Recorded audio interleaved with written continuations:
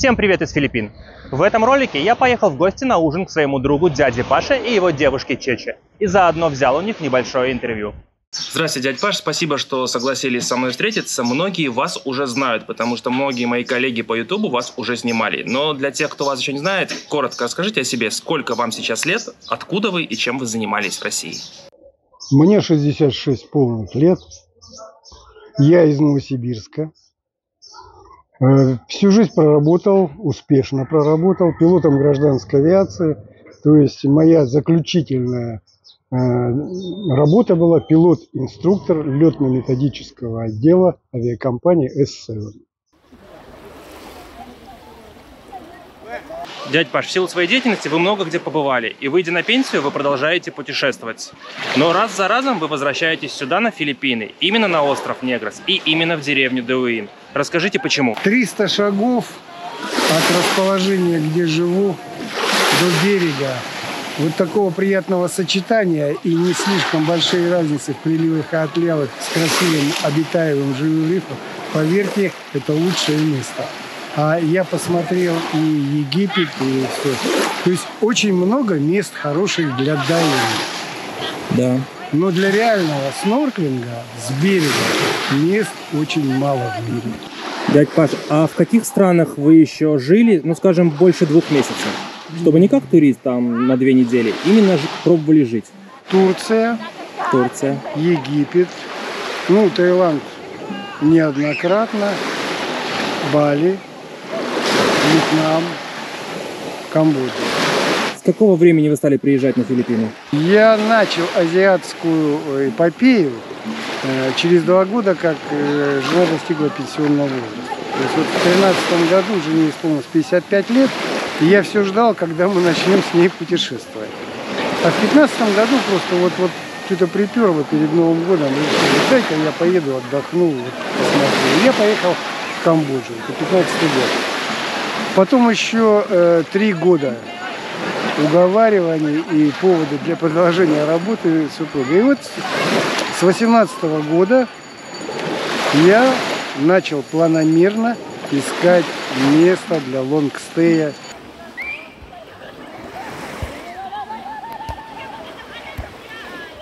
Вы не экспат, я правильно понимаю, что вы лонгстейщик? Лонг, то есть больше лонг на Филиппинах и меньше в России. А потом, все это будет, когда закончится эпопея с Филиппинами, я собираюсь вернуться в Россию, потому что высокотехнологичная медицинская помощь для меня в России будет более высокого качества. Самое длительное ваше пребывание на Филиппинах, сколько было месяцев?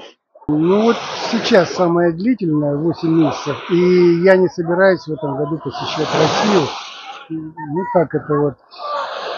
Это будет самое длительное пребывание. Больше 1,5 лет. А до этого вы находились на Филиппинах максимум где-то 6 месяцев, я правильно понимаю? Я не достигал 6-месячного срока, выезжал радиально в какие-то страны, выполнял путешествия. И у меня был рассчитан план путешествия, посещения всех материков за 7 лет. И была американская виза, мексиканский, план. Но не успели осуществить. Потом пандемия накрыла это дело, и попрыгали все эти вещи. И пришлось эту программу закрыть. И просто она трансформировалась в житье на 2 дома с радиальными вылазками, где интересно и куда можно выехать из России и из Филиппин.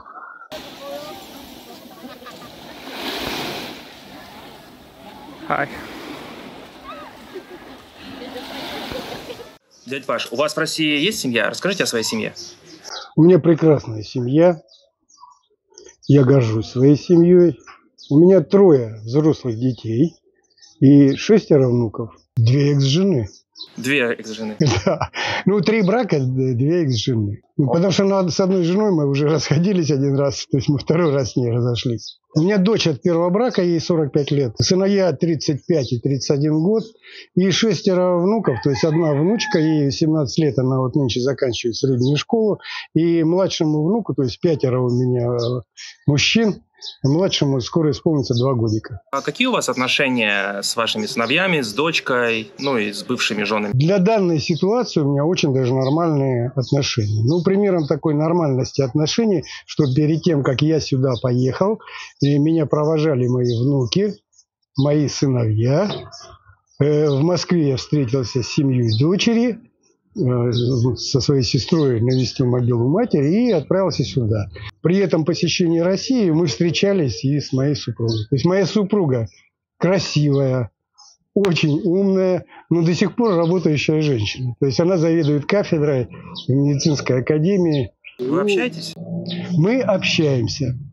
То есть крайний раз она поминала годовщину смерти моей матери. Дядь Паш, такой вопрос. А ваша семья и ваша бывшая жена знают, что вы встречаетесь и живете с филиппинкой, с молодой филиппинкой здесь на Филиппинах? И Да, как они к этому относятся? Они очень спокойно к причудам папиным относятся, к любым. У папы много причуд. Да у него постоянные причуды. То есть, я и под парусом ходить, и охота, и стрелять, и рыбачить, все. То есть папа как папа. Вот. То есть они нормально относятся к тому, что вы живете с молодой филиппинкой? Они не пытаются регулировать папину жизнь ни в какой сфере. Поэтому они принимают как данность. То есть папа это делает, значит папа это делает. Но папа это папа. В одном из прошлых роликов я уже показывал, какой дом снимает дядя Паша и как он живет. Кому интересно, ссылочка будет в описании к ролику и по подсказке. Hello, thank you for meeting. Can you please introduce yourself? How old are you? Did you have an education? Where did you study? And tell a little bit about yourself. So I am Cherry May Kada, turning 36 this coming July. So my education, I don't finish my college life, college degree, due to financial status. It's because we're just a poor family, so I need to stop my college for work, and also I need to help my parents to sustain the financial of our family. Tell me about your previous work. So Where did you work before? I'm working before in Manila for 8 years as a inventory and sales representative of a fashion jewelry in Manila, in Quiapo, specific in Quiapo and Binondo. So that's the main city in Manila. And for 2014 until 2017, I was in Cebu Mitsumi, production operator. And then I stopped. It's because it's already done my contract. After that, I went to Jordan, the Arabian country in the Middle East, to work as a housekeeper, or let's say domestic helper in Jordan. So I know a little bit Arabic, Wow. a little bit Chinese. And a little bit Russian also? Da. You use agency for go to abroad? Yes, you need to have agency for domestic helper. Дядь Паш, мне многие комментаторы пишут, что не подобает русскому мужику встречаться там с азиаткой, которая на 30 лет младше, что настоящий русский мужик должен постоянно преодолевать какие-то трудности, должен постоянно страдать. Как бы вы ответили этим людям, как бы вы прокомментировали такие комментарии? Я бы ему прокомментировал таким образом, что я не экспат, я лонгстейщик.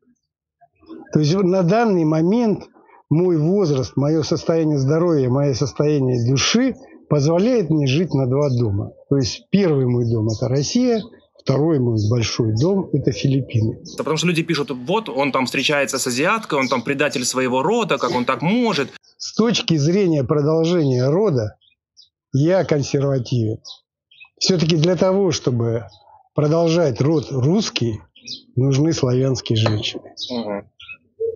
Но когда цикл деторождения закончен, все дети взрослые, и они самостоятельные, счастливые, успешные в профессии и во всем, положить на себя, то есть крест поставить на себе, это неправильно. То есть активную, качественную жизнь нужно продолжать до тех пор, пока есть силы. Генерировать желания, выполнять эти желания и быть в состоянии счастья. Поэтому мне понравились в свое время, я их прочитал мельком, но они, так сказать, запали в душу глубоко, слова Марка Твена. Единственное, о чем вы вспомните с сожалением на смертном одре, это о том, что мало любили и мало путешествовали. Поэтому у меня остается любовь во всех ее ипостасях до сих пор и тяга к путешествиям. А любовь, первая – это любовь к жизни. То есть я себя любимого и свою жизнь люблю. Но я люблю жизнь качественную, чтобы она была от бедра во всем. Но всегда. Второе – любовь к семье. Семья – это свято. Третье – Родина. То есть я россиянин. Четвертое – я человек мира. То есть я люблю весь мир. Все эти виды любви, они сохранились. Ну и любовь к женщине, конечно, занимает очень большую. Я люблю женщин. Как вы познакомились с вашей девушкой и как проходила ваша первая встреча, первое свидание? Наиболее успешные встречи на Филиппинах и в других странах у меня происходили через сайты знакомств. Здесь это пользуется популярностью. Большое количество женщин ищут встречу. Очень велика вероятность встретить девушку на сайте знакомств. Поэтому мы с Чечи познакомились на сайте знакомств. Вы не помните, что это за сайт? Помню, это Бадо. Баду. То есть познакомились на Баду. Ну, я как бы не склонен слишком долго затягивать момент первой встречи. И мы быстро встретились и быстро понравились друг другу. Что вы делали в первую встречу? Вы сразу ее пригласили домой? Либо это был какой-то кафе, ресторан, прогулка? Я ошибочно приглашал всех женщин домой. Проходила сортировка. Те, кто соглашался, те проходили на второй этап. У меня не было опыта, что женщины не соглашались на интим сразу. О. И такого прецедента, в общем-то, не было и в других странах, и с другими женщинами. Почему? Потому что женщина, которая действительно ищет нормальных отношений с мужчиной, она тоже в случае, если искра пролетела, она готова на интим сразу. Если женщина начинает слишком строить из себя недотрогу, как это говорится, это значит, она задумала что-то недоброе, и это добром не заканчивается. И, как правило, это становится понятно заранее, и все. То есть есть такая шутка российская, что половой акт не повод для знакомства. Я к этому отношусь вот спокойно. Это должно быть сразу, и это хорошо, когда это сразу. Дядь Паш, 99% ребят, особенно по ту сторону монитора, уверены, что когда молодая филиппинка встречается со взрослым мужчиной, который старше ее на 20 лет и выше, она делает это только ради денег, только для того, чтобы улучшить свою жизнь. Скажите, вы разделяете эту точку зрения или это немножко не так? Я разделяю эту точку зрения, и мало того, 99%. Все 100% женщин, которые вступают в отношения с мужчиной, если она нормальная женщина, не лишенная разума, у нее обязательно есть расчет. И отношения становятся счастливыми, когда расчет с обеих сторон правильный. То есть вы считаете, что филиппинская девушка, что российская девушка имеет тот же самый расчет? Абсолютно. И филиппинки отличаются от других же женщин только тем, что они умеют, азиатки, умеющие разговаривать по-английски. Других никаких отличий я не заметил. Как бы вы охарактеризовали свои отношения с Чече? Это чисто партнерство, где каждый получает свою выгоду. Вы получаете ласку, заботу, она получает более высокий и качественную жизнь. Либо какие-то чувства в этих отношениях тоже присутствуют, какие-то эмоции и чувства тоже есть? Не, эмоции есть, но на самом деле это партнерство. Чистейшей воды, с обеих сторон, с большими элементами романтики и секса. Ну вот смотрите, у меня есть такая теория, что филиппинские девушки вообще очень влюбчивые. И она, может быть, поначалу и мечтает о каких-то там деньгах, о каких-то корыстных расчетах, но за какое-то время влюбляется по уши и сама готова все отдавать своему мужчине. Я видел, как она вела себя у вас на дне рождения, какие стихи она вам пишет, как она учит русский язык, как она старается ради вас. И вот у меня складывается впечатление, что вот она прям влюбилась, что ей не пофигу, что это не какое-то холодное партнерство. Потому что я здесь видел очень много пар, где барышне абсолютно похрену на своего мужика, что он ей нужен только для статуса. Это прям заметно. А вот про Чече я такого не могу сказать. Даже меня, человека со стороны, тронуло, когда она вот на вашем дне рождения вам эти открытки написала, вот эти стихи по-русски написала. Это было реально круто. Скажите, дядя Паша, вот как вы считаете, влюбилась ли Чече в вас? Я думаю, что я не противен, как минимум. В некоторой степени симпатичен. И и у нее хороший прогноз, хорошее ожидание на наше будущее вдвоем. Просто если бы ей было бы на вас вот пофигу, если бы она холодно к вам относилась, мне кажется, она бы не старалась. Просто вот эта планка, она как бы задана нами обоими в общении. У меня такое же отношение к ней, хорошее отношение. Но она на правильном пути, потому что она старается достигать путем, доставляя мне доставления мне приятных вещей. У нее правильный ориентир, она правильно действует. В том числе эмоции вот эти Да. вот. И у Чечи есть опыт. Она знает, что такое хорошо и что такое плохо. То есть у нее семья очень бедна, но вот Чеча потом имеет опыт более 2 лет работы за рубежом. Проживание в семье с большим достатком. И вот этот вот суммарный опыт, и то, как она сейчас живет, вот как мы с ней сейчас живем, позволяет ей хотеть, прогнозировать и тратить усилия собственной души. И, как ты заметил, что и тренировать тело для того, чтобы все было гармонично в этих отношениях. У меня тоже есть свои наблюдения, с которыми я бы хотел с вами поделиться. Я очень много тут наблюдал разных пар. Разного статуса, разного достатка, разного возраста между филиппинкой и иностранцем. И мне кажется, что филиппинка, она любит глазами. Ей постоянно нужно находиться в состоянии любви. То есть она пока тебя видит, она будет для тебя стараться, для тебя делать все. Но как только объект любви пропадает с глаз, уезжает, например, в свою страну там, на пару месяцев, она очень легко переключается и всей душой начинает любить другого мужчину. Что думаете по этому поводу? Все женщины любят ушами. Не глазами. Не глазами. И все женщины рассматривают нас как материальный источник. То есть, если источник материальный прерывается, если этого нет, то она обязательно будет искать другую пару. Если отношения замешаны только на сексе, только на положительных эмоциях, ничего такого длительного на расстоянии из этого не получится. То есть, расставшись сразу, она будет рассматривать все варианты, все предложения, которые будут ей поступать. Все входящие. Все входящие на рассмотрение, да. Поэтому, если бы ничего не давал, я бы ни о чем и не думал о таком. У вас был период, когда вы уезжали домой, а Чеча оставалась здесь, да? Он был не длительный, то есть 2,5 месяца я был дома, она была здесь. То есть самое долгое, насколько вы расставались, это 2,5 месяца. То есть мы с ней сдали тот дом, который снимали, и у нас не было снято другого дома. Она жила у себя в семье. А я уехал в Новосибирск. Вы находились в состоянии отношений? Или вы просто общались без каких-либо... Без каких-либо. И мы и сейчас продолжаем без каких-либо. Пока обоим хорошо, то есть зачем себя загонять в рамки, правильно? Нам абсолютно вообще не нужны никакие рамки. Потому что, когда ее мама недавно спросила про рамки, я ей все так толково объяснил. I want to ask about your relationships. I mean, did you had serious relationships before Pavel? Yes, in Manila, I have serious relationship for 8 years. Oh, it was a local guy or a foreigner? Local. And we end up because cheating is involved. From whose side? Guy, of course.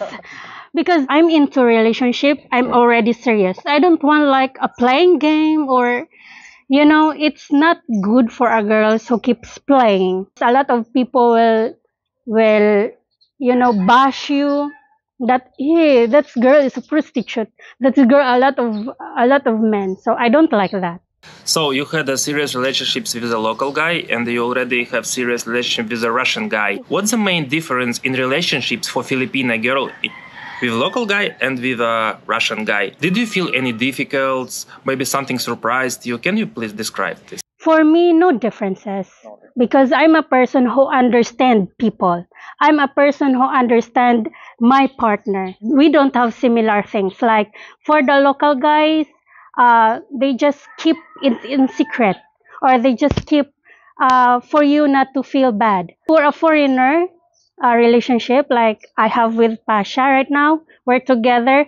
I was surprised to Pasha that straight ahead. I mean, straight. He says straight everything. Yes, everything. It doesn't mean if it hurts your feeling, but as long as it's true. And it's very true. Nothing to be difficult if you understand this person. You understand what is this person like, or you adjust your life with him. Do you like that strict in Pasha, or you don't like it, or you have difficulties with it? That's the one thing that I love about Pasha. Because he always says straight. Straight and move forward. Like if he doesn't like this food, no, I don't like. I don't like what you did. I don't like. So you think the Filipino guy is different? They will not do that. Very different. Because in my past relationship, they just, because this is what you want. Okay, then do it. This is what you love, then okay, go on.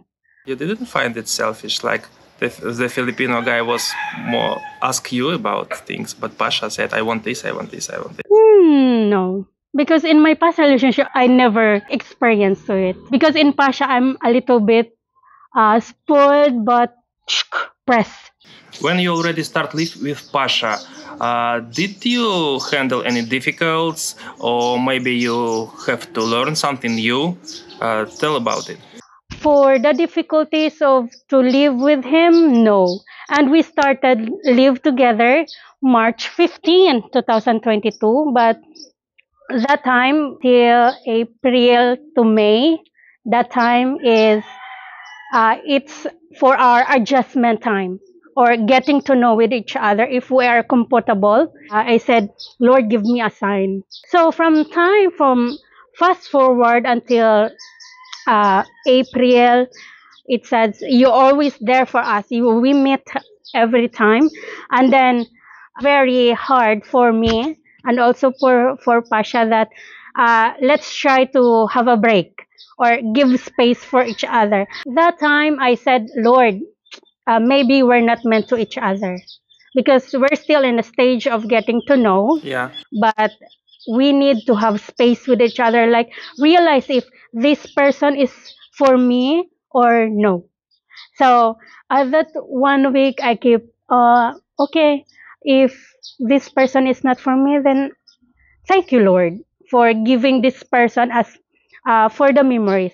But conversation is still and the communication still for me and Pasha. Then we agree to unite again. Try again. To try again. I said to God that, Lord, maybe this is really the sign. So that's the time that I already adjust the Pasha's attitude, and he also know me for 24/7, where we have time to each other and we can talk like, how about this kind, or what you like. Even though sometimes Pasha, I always tell to Pasha, I want to cook because I love cooking. And Pasha, oh, you don't know how to cook. He doesn't believe me. Am I right? You have to study how to cook Russian food. You have to study how to understand Russian attitude. You know, it's gratitude. I mean, I want to learn, and he is teaching me how to cook with it. So now you're already good in cooking Russian food. Yes, not totally yes, but like only what he likes. Vinaigrette. I also Olivia, Olivier. and then kefir, which is the most like between kefir and yogurt. I choose kefir, and then now he introduced to me kapusta.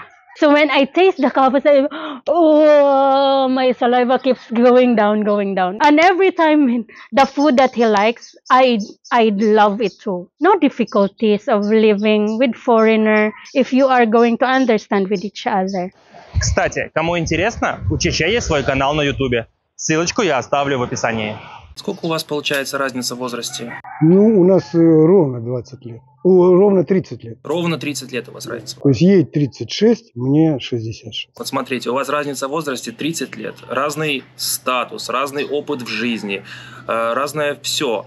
А вам с ней не скучно? О чем вы вообще общаетесь, кроме того, что приготовить на ужин? Можете ли вы с ней поддержать какую-то более глубокую беседу о политике, о философии, о религии? Либо это сугубо бытовое общение? На самом деле, я даже иногда пытаюсь ей пересказывать наши анекдоты. Молодец, она что... Сначала она смотрит на мою реакцию, я ей рассказываю анекдот в оригинале российский. Она смотрит, как я улыбаюсь, потом я ей пересказываю на английском, и она делает вид, что ей тоже смешно. Вот. Но на самом деле, конечно, про философию мы с ней не беседуем. Но мы, наблюдая природу, и поскольку мы с ней 3 раза в день плаваем, и подводный мир, и вот она находит очень много красивых объектов, и нам есть что обсуждать после каждого плавания. То есть вам не скучно с ней жить? Не скучно. И потом она решила всерьез заняться изучением русского языка. Да, кстати, у нее заметен прогресс. Поэтому, изучая русский язык, у нас есть пешие прогулки, скандинавская ходьба каждый день, независимо от погоды. Во время пеших прогулок вот мы с ней беседуем, потому что я сейчас склонен ей привить любовь к русскому языку, изучая какие-то вещи определенные, и чтобы у нее развить артикуляцию.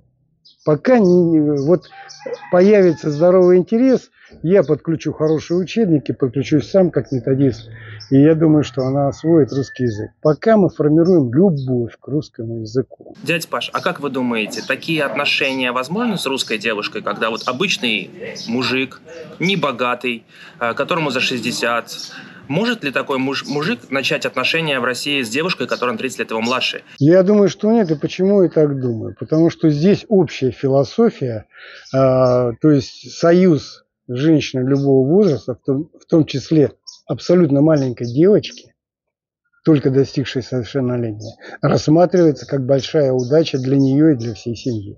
Дядя Паша, вот раньше в нашем интервью вы сказали, что женщины одинаковые, и у всех меркантильный аспект, что у русских, что у филиппинских девушек одинаковый. Сейчас вы говорите, что такие отношения с русской девушкой невозможны. Значит, какая-то разница все-таки есть? Нет, ну просто есть определенный табу в системе ценностей. То есть совершенно в России не приветствуется брак с большой разницей возраста. Ну, там есть такое понятие, типа папик. Папик – это вот когда конкретно. Папик – это именно, если бы мне сказали, что такое категория папик, это как раз вот взрослый мужчина с огромным кошельком, используемым только для этого. И это будет постоянный режим папик – купи, папик – хочу. Это папик. Здесь другие отношения. Здесь переход в другое качество жизни. То есть, как правило, большинство филиппинцев живут бедно. Семьи большие. И в любом случае союз с мужчиной, форинем, будь он даже вот и русский, он позволяет перейти на следующий уровень бытия. И это здорово, и это престижно в этой стране. Вы себя не считаете папиком в этих отношениях? Нет, нет. Вот здесь я говорю, что у нас вот сотрудничество, партнерство, оно равновеликое.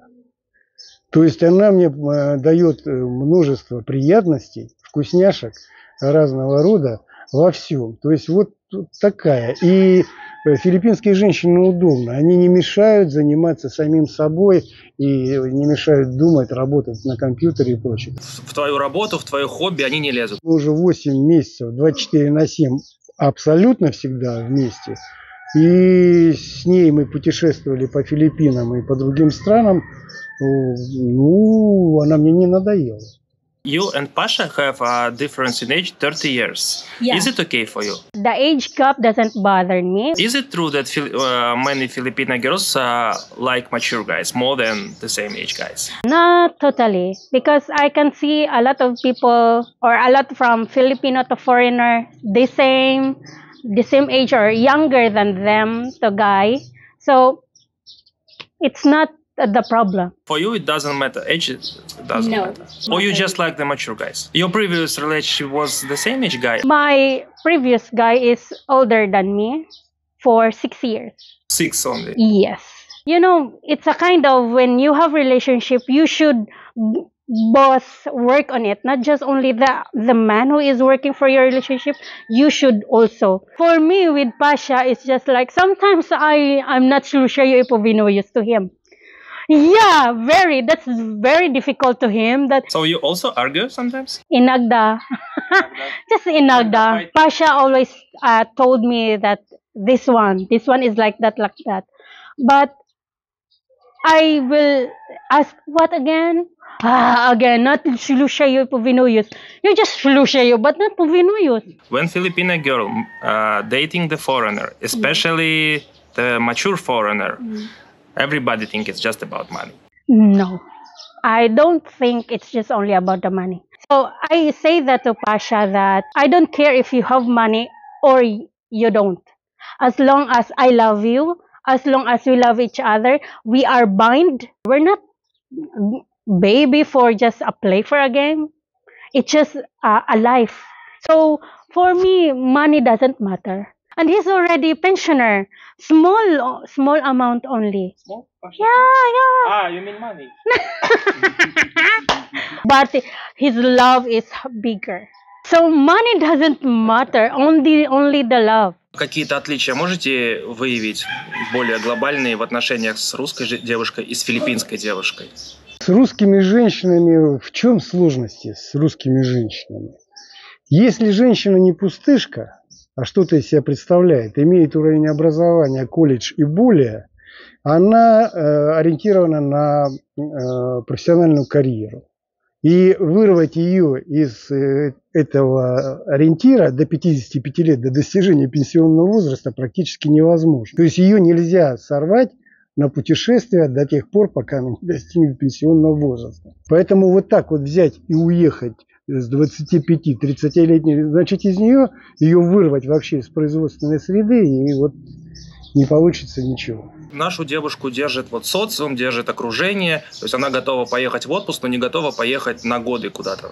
Да, ну или, так сказать, она будет, вот, это будет полная иждивенка здесь, вот, чистого листа, и это будет вот «хочу, папик», и не более того.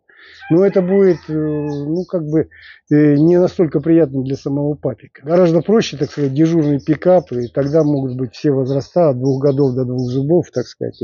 Я сторонник длительных отношений. Длительных, приятных, хороших. То есть, ну, вот русская женщина, она на 3-й день создает проблемы. Вот абсолютно все. Через 3 дня она начинает понимать, что она тебе нравится, и все, и тут же начинается права качать. Дядь Паш, я знаю, что Чечи – это не первая ваша филиппинская девушка. Расскажите о своих предыдущих попытках завести отношения и почему предыдущие кандидатки не прошли отбор. У меня была, ну, не слишком большая выборка филиппинок, поскольку я сторонник длительных отношений, но все-таки было. И 2 филиппинки уехали работать на работу в богатые страны Азии. Одна в Азии, другая в Европу. То есть одна уехала в Швецию, то есть у нее уже до встречи со мной был запрос на работу в Швецию. И когда мы с ней начали встречаться, пришел положительный ответ, и она сказала «до свидания», и уехала в Швецию. Потом было длительное отношение, это, ну, больше года совместного здесь проживания, потом период пандемии, около года. И тоже, так сказать, вот длительный разрыв. Она подала заявку сгоряча на работу в Кувейт и уехала в Кувейт работать. В основном разрыв с филиппинками, то есть не разрыв, я не разрывал отношения, то есть я их не продолжал. Причиной основных было 2. Это огромная ревность филиппинки. То есть вот ревность до того, ну, до безумия. Не туда глянул, не сюда глянул. То есть, ну, вот я считаю недопустимым наличие такой ревности в отношениях. Если женщина проявляет такую ревность, это уже чувство собственности и отсутствие ума у этой женщины. То есть с ней нужно немедленно расставаться. А второе, то есть настолько прочные связи, дети от предыдущих отношений и семья, из которой она пришла, что это становится недопустимо утомительно для себя. То есть места для тебя, собственно, не остается. То есть тебе дали приманку, красивый, здоровый, там, приятный секс, что-то такое. Когда убедились, что ты приманку заглотил, ты уже начинаешь, так сказать, полностью выматываться на ее предыдущих детей, на родителей и все. Это тоже недопустимо, и места тебе здесь нет. Поэтому вот на данный момент у меня вот такие отношения, что все нормально, мне нужна Чеча поясняет, что ей нужен я. У нее нет детей. У нее нет детей. Вот это меня тоже привлекает. Потому что в предыдущих отношениях с очень молодыми женщинами вот это осознание, что child-free, а дети для меня недопустимы в отношениях с филиппинкой ни под каким соусом. Собственные. Не предыдущие и не мои. У меня достаточное количество детей для продолжения рода. Я не предусматриваю рождение детей с филиппинкой. Дядь Паш, когда вы уже стали жить вместе с Чече, вы уже сколько живете вместе? 8 месяцев? Мы встретились 15 марта прошлого года с ней. То есть вот с перерывом на мой выезд в Россию у нас уже больше года. То есть примерно 10 месяцев вы с ней живете.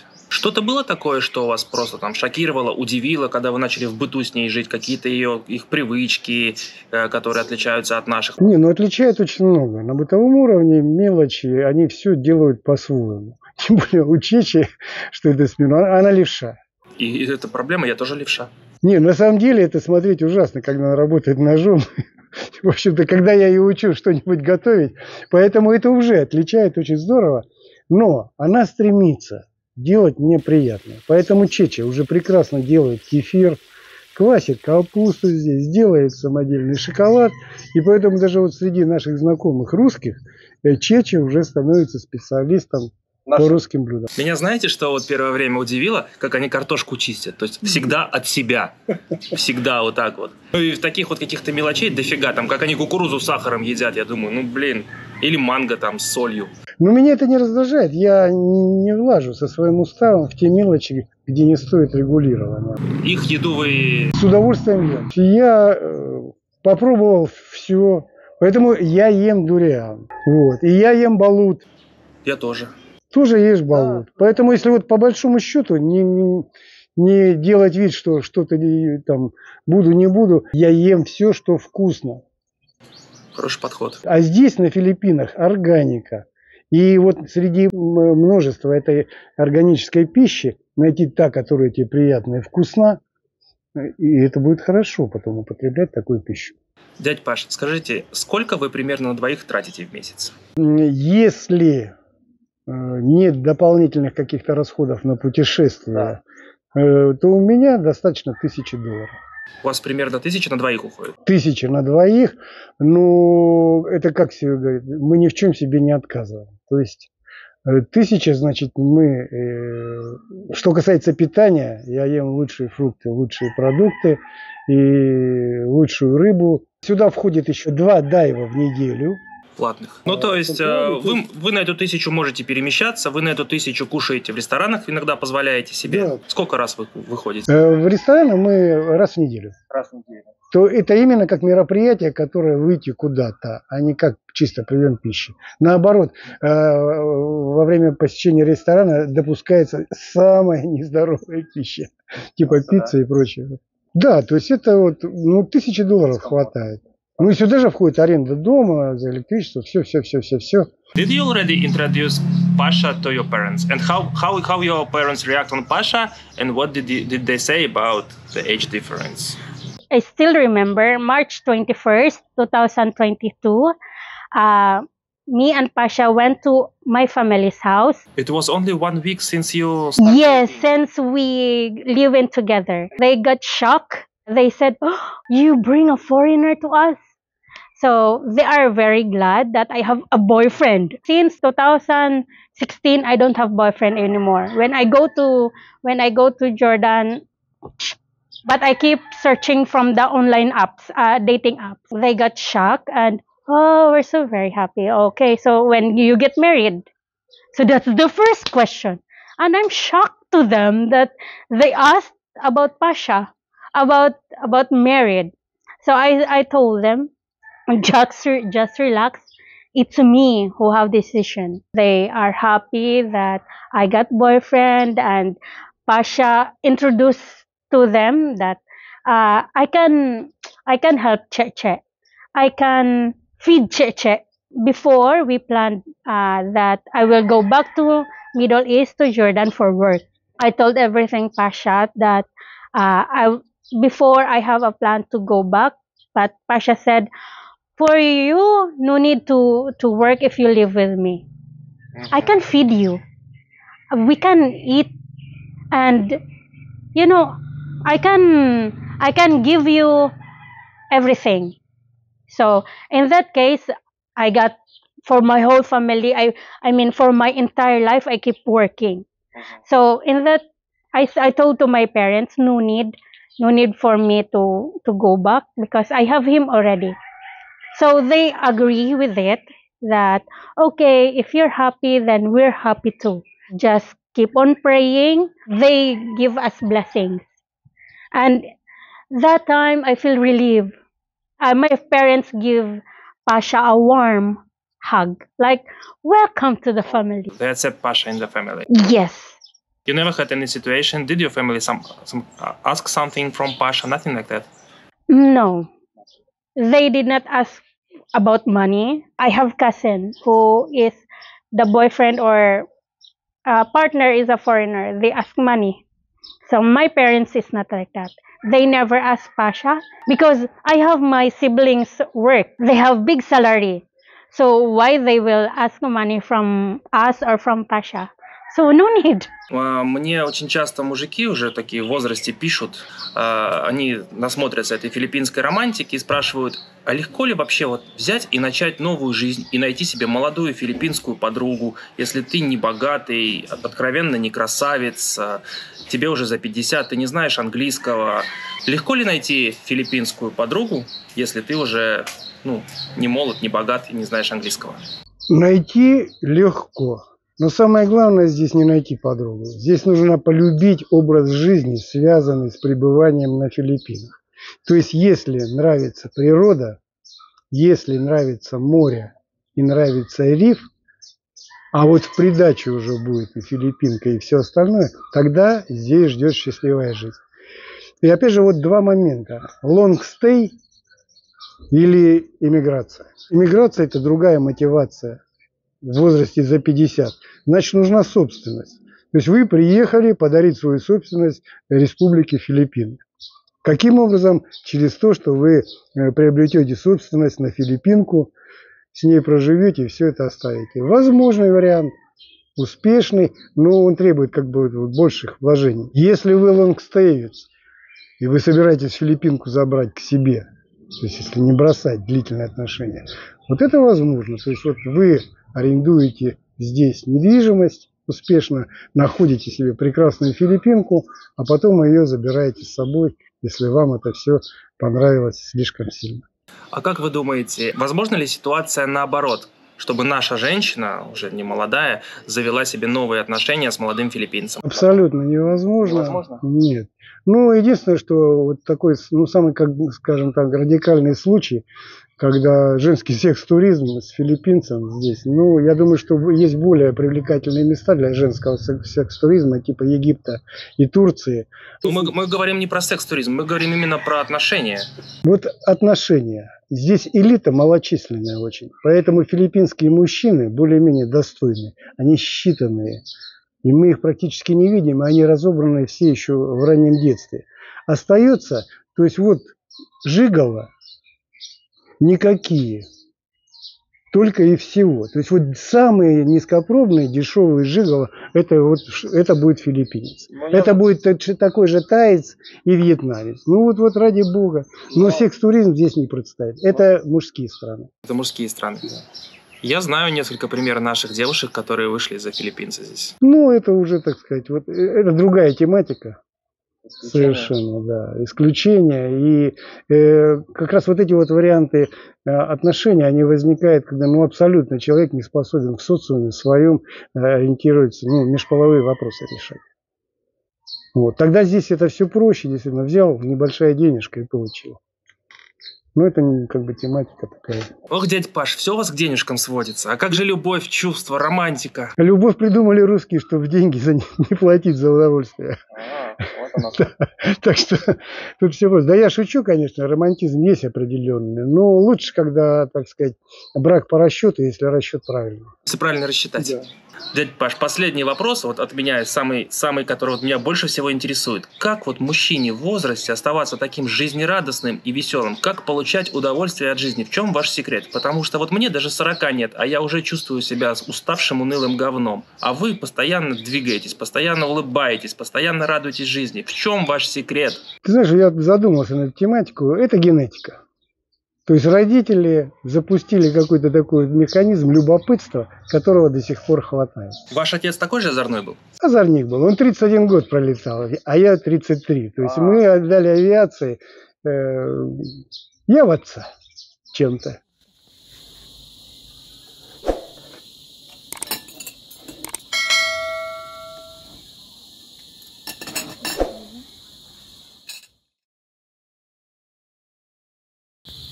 Скорей, скорей, скорей беги, скорей беги.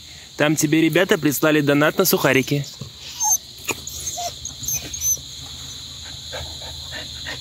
Идем.